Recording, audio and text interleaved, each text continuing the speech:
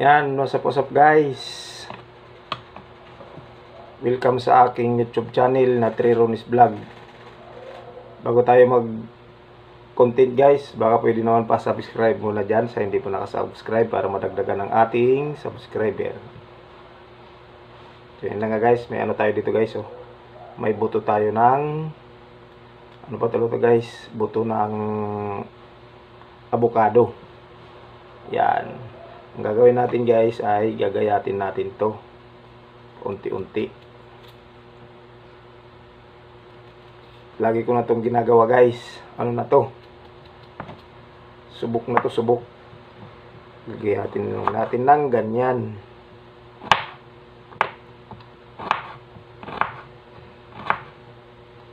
Yan.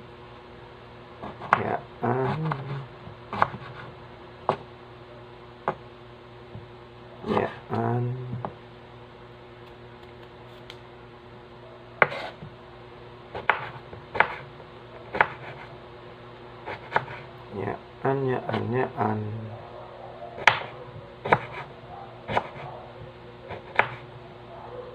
Yan. Yan.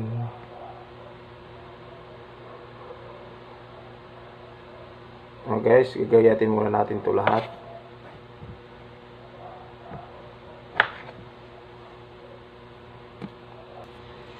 So, yun na nga guys. Nagayat na nga natin. At meron tayong ano guys oh.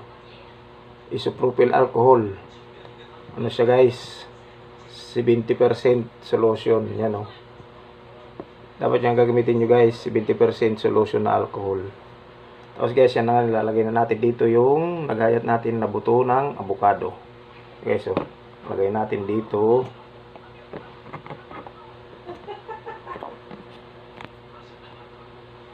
So, na guys, malapit na siya mapuno.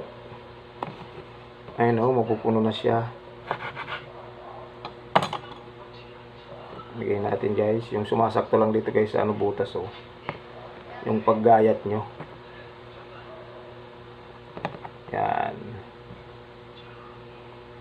Buto guys ng ano to guys ha. Avocado. Siyempre yung laman nito minirinda ko na. Yan guys, puno na. Tapos lalagyan natin to guys ng alcohol nga na 70% isopropyl alcohol. So yan, lagyan muna natin guys. So yan na guys oh. Nalagyan na natin siya ng alcohol. May laman na siya. Bale ito pala guys ay ibababad ay iano ito nyo guys. Ibababad nyo ganito. Hindi ito na yung alcohol na kailangan ibabad nyo siya ng 24 hours bago nyo gamitin. Subok ko na to guys.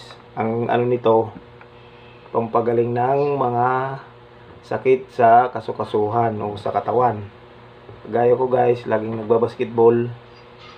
Minsan araw-araw. So gabi-gabi ako naglalagay nito. Effective siya guys, subukan nyo. Kahit ihaplas nyo lang, hindi nyo na mamasad. Subok ko na to guys. Lagi ako gumagamit nito. Kahit araw-araw ako naglalaro ng basketball. So kayo guys, kahit anong ano nyo ginagawa, pag sumakit yung katawan nyo, kahit anong ginawa nyo, yan, aplasan nyo lang to guys, subukan nyo rin. Wala namang mawala, ako sinubukan ko lang din.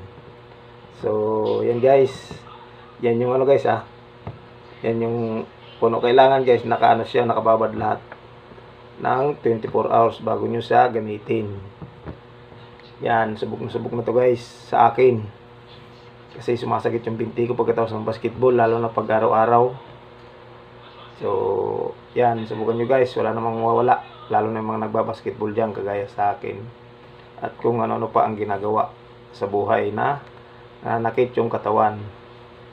So, yan guys, ito lang video muna natin. Hanggang dito muna tayo sa ating video. Hanggang susunod na ating video. Thanks for watching.